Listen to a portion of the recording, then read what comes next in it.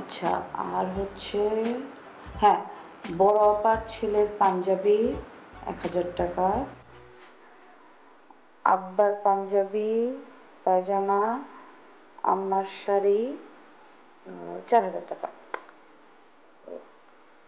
কি হলো? না মানে মধ্যবিত্ত ফ্যামিলির তো ঈদ হচ্ছে মন খারাপের সময়, এখন বুকের মধ্যে খচ করে উঠলো। সব খরচ আর মন খারাপ দিয়ে কোনো কাজ হবে না এবার, এগুলো কিনতেই হবে, না কিনে সবাই মন খারাপ করবে। সেটাই,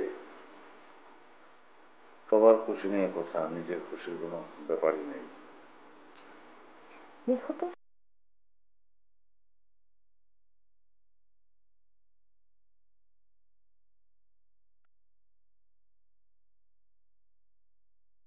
কিরে তুই কিছু বলবি? হুম, কি হয়েছে?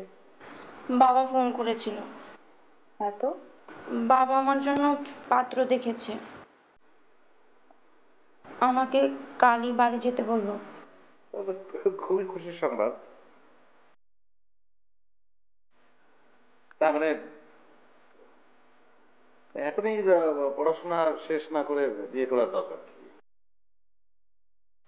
এই যুগের মেয়ে হয়ে স্বামীর ঘাড়ের উপরে বসে খাবে, সেটা তো না। স্বামী তো নিজেরই, তার ঘাড়ে তো বসাই যায়, সমস্যা নাই। কিন্তু মানে তোমার এমন কি বয়স হয়েছে, তাই না? হ্যাঁ শেষ, আর কিছু বলবো? এবার আমি একটু বলি, এত টেনশন করা লাগবে না, আমি বাবার সাথে কথা বলবো।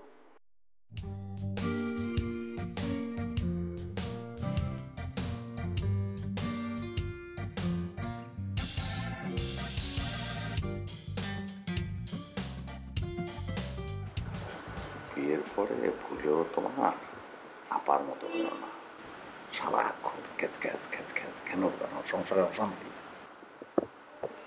দুলা ভাই, আপা কিন্তু আপনাকে অনেক বেশি ভালোবাসে। তাই নাকি? যাদের বেশি রাগ তাদের এত এত বেশি ভালোবাসা। আচ্ছা, তাই নাকি? আচ্ছা বাদ দাও, তুমি টের পেয়ে গেলে কিন্তু আমি পেলাম না। আচ্ছা, তুমি আমার কাছ থেকে তো অনেক কিছু চেয়েছো, প্রমিস করে দিয়েছো, কিন্তু কিছুই তো নাও না।